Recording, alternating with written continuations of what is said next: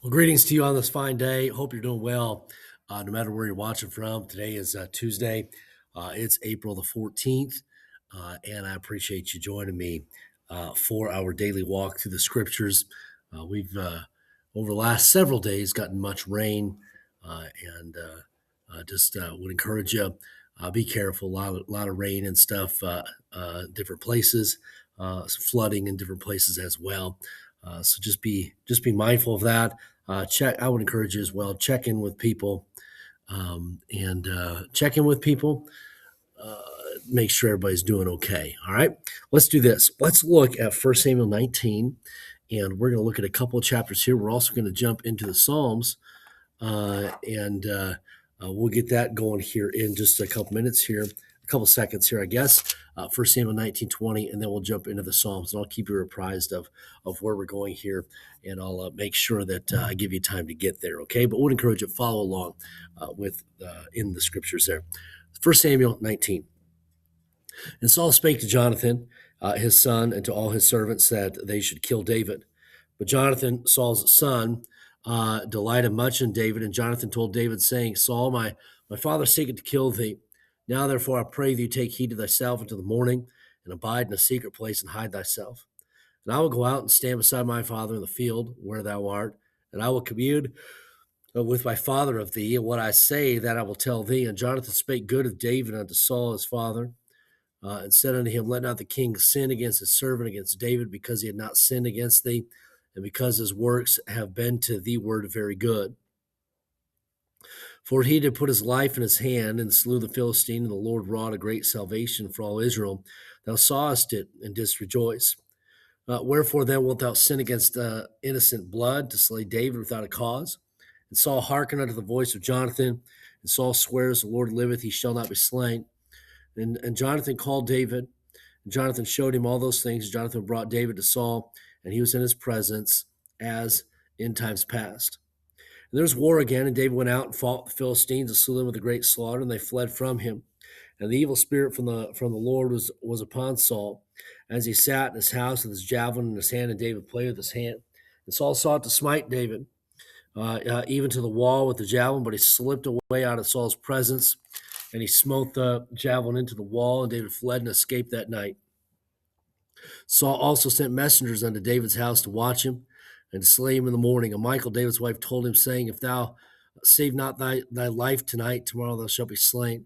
So Michal let David down through a window, and he went and fled and escaped. And Michal took an image and laid it in the bed, and put a pillow of goat's hair for his bolster, and covered it with this cloth. When Saul sent messengers to take David, she said, He is sick.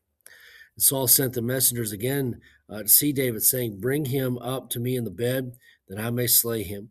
When the messengers were come in, behold, there was an image in the bed, with a pillow of goat's hair for his bolster. Saul said unto Michal, Why hast thou deceived me so, and sent away mine enemy, that he has escaped? Michal answered Saul, He said unto me, Let me go. Why should I kill thee?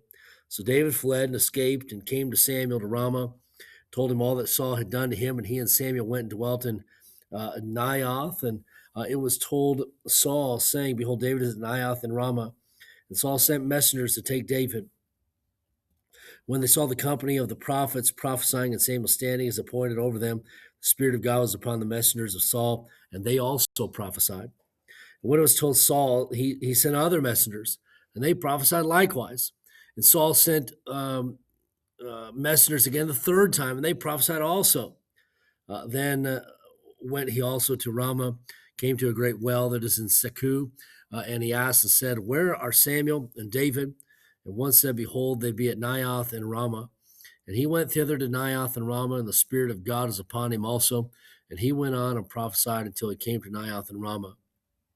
And he stripped off his clothes also, and prophesied before Samuel in like manner, and lay down naked all that day and all that night. Wherefore they say, It saw also among the prophets. And David fled from Naioth and Ramah, and came and said before Jonathan, What have I done? What is mine iniquity? And what is my sin before thy father, that he seeketh my life?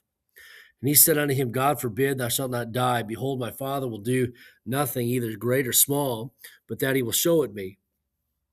And why should my father hide this thing from me? It is not so. David sware moreover and said, Thy father certainly knoweth that I found grace in thine eyes. And he saith, Let not Jonathan know this, lest he be grieved. But truly, as the Lord liveth, and as thy soul liveth, there is but a step between me and death. Then said Jonathan unto David, Whatsoever thy soul desireth, I will even do it for thee. And David said unto Jonathan, Behold, tomorrow is a new moon, and I should not fail to sit with the king at meat. But let me go, that I may hide myself in the field until the third day at even. If thy father at all miss me, they say, David earnestly asked leave of me, that he might run to Bethlehem, a city, for there is a yearly sacrifice there for all the family.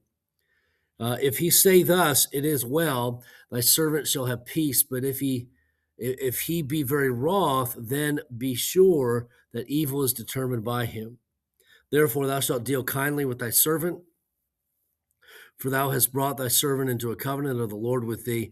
Notwithstanding, there be in me iniquity. Slay me thyself, for why shouldest thou bring me to thy father? And Jonathan said, Far be it from thee, for if I knew certainly that evil was determined by my father to come upon thee, then would not I tell it thee. Then said David to Jonathan, Who shall tell me? Or what if thy father answer thee roughly?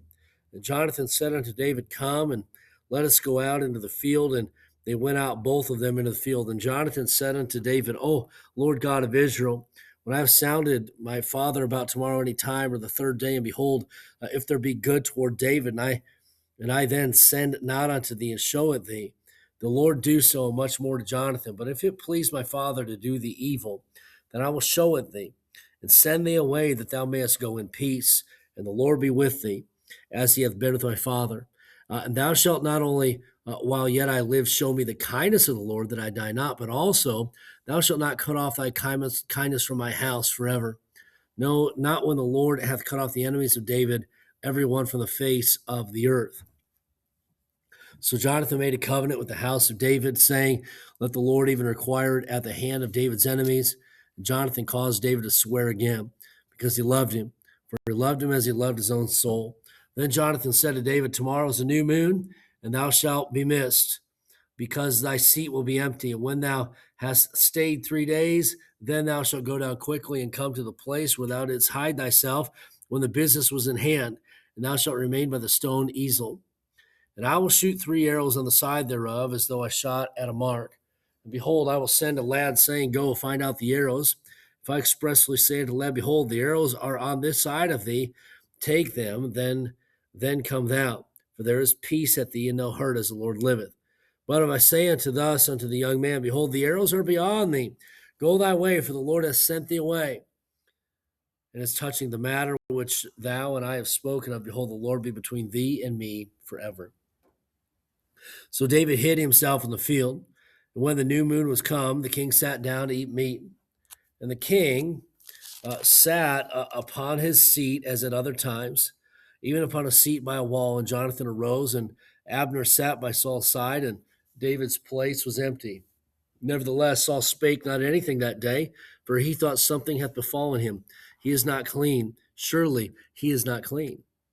And it came to pass on the morrow, which was the second day of the month, that David's place was empty. Saul said unto Jonathan his son, Wherefore cometh not the son of Jesse to meat, neither yesterday nor today? Jonathan answered Saul, David earnestly asked leave of me to go to Bethlehem. And he said, Let me go, I pray thee, for our family hath a sacrifice in the city. And my brother, he hath commanded me to be there. And now, if I have found favor in thine eyes, let me get away, I pray thee, and see my brethren. Therefore he cometh not unto the king's table. Then Saul's anger was kindled against Jonathan. And he said unto him, Thou son of the perverse, rebellious woman, do not I know that thou hast chosen the son of Jesse to thine own confusion, and unto the confusion of thy mother's nakedness? For as long as the son of Jesse liveth upon the ground, thou shalt not be established, nor thy kingdom. Wherefore now send and fetch him unto me, for he shall surely die. And Jonathan answered Saul his father, and said unto him, Wherefore shall he be slain? What hath he done? And Saul cast a javelin at him to smite him, whereby Jonathan knew that it was determined of his father to slay David. So Jonathan arose from the table in fierce anger, and did eat no meat the second day of the month, for he was grieved for David, because his father had done him shame. And it came to pass in the morning that Jonathan went out into the field at the time appointed with David, and a little lad with him. And he said unto his lad, Run, Find out now the arrows which I shoot. And as the lad ran, he shot an arrow beyond him. When the lad was come to the place of the arrow which Jonathan shot, Jonathan cried out after the lad and said, "Is not the arrow behind thee?" And Jonathan cried after the lad, "Make speed, haste, stay not." And Jonathan's lad gathered up the arrows and came to his master. But the lad knew not anything, only Jonathan and David knew the matter. And Jonathan gave his artillery unto his lad and said unto him, "Go, carry them to the city." And as soon as the lad was gone, David rose out of his place toward the south, fell on his face to the ground, and bowed himself 3 times, and they kissed one another and wept one with another until David exceeded. Jonathan said to David, "Go in peace, for as much as we have sworn, both of us, in the name of the Lord, saying, The Lord be between me and thee, and between my seed and thy seed forever." And he arose and departed, and Jonathan went into the city. And then we're going to jump over to Psalm 11. Psalm 11. Psalm 11, and let's see what Psalm 11 states. Psalm 11 and verse number 1. In the Lord I put my trust. How say ye to my soul, flee as a bird to your mountain? For lo, the wicked bend their bow, they make ready their arrow upon the string, that they may privately shoot at the upright in heart. If the foundations be destroyed, what can the righteous do? The Lord is in his holy temple. The Lord's throne is in heaven. His eyes behold, his eyelids try the children of men. The Lord trieth the righteous, but the wicked, and him that loveth violence his soul hateth. Upon the wicked he shall rain snares, fire and brimstone, and a horrible tempest. This shall be the portion of their cup. For the righteous Lord loveth righteousness. His countenance doth behold the upright. And then we're going to jump to Psalm 59 as well. Psalm 59. Psalm 59 and verse number 1. Deliver me from mine enemies, O my God. Defend me from them that rise up against me. Deliver me from the workers of iniquity, and save me from bloody men. For lo, they lie in wait for my soul. The mighty are gathered against me, not for my transgression, nor for my sin, O Lord. They run and prepare themselves without my fault. Awake to help me, and behold. Thou therefore, O Lord God of hosts, the God of Israel, awake to visit all the heathen. Be not merciful to any wicked transgressors, Selah. They return at evening. They make a noise like a dog, and go round about the city. Behold, they belch out with their mouth. Swords are in their lips, for who say they doth hear. But thou, O Lord, shalt laugh at them. Thou shalt have all the heathen in derision. Because of his strength will I wait upon thee, for God is my defense. The God of my mercy shall prevent me. God shall let me see my desire upon mine enemies. Slay them not, lest my people forget. Scatter them by the power and bring them down, O Lord, our shield. For the sin of their mouth and the words of their lips, let them even be taken in their pride, and for cursing and lying, which they speak. Consume them in wrath. Consume them that they may not be, and let them know that God ruleth in Jacob unto the ends of the earth, Selah. And at evening let them return. Let them make a noise like a dog, and go round about the city. Let them wander up and down for meat, and grudge if they be not satisfied. But I will sing of thy power. Yea, I will sing aloud of thy mercy in the Lord, for thou hast been my defense and refuge in the day of my trouble. Unto thee, O my strength, will I sing, for God is my defense and the God of my mercy. And with that, I'm going to close today reading those couple of Psalms and 1 Samuel. Thank you so much for joining me. We see the difficulties and challenges of a jealous king, jealous of David and what David brings to the table, and we've noted that today. We'll continue tomorrow, Lord willing, walking through the scriptures. Have a great day.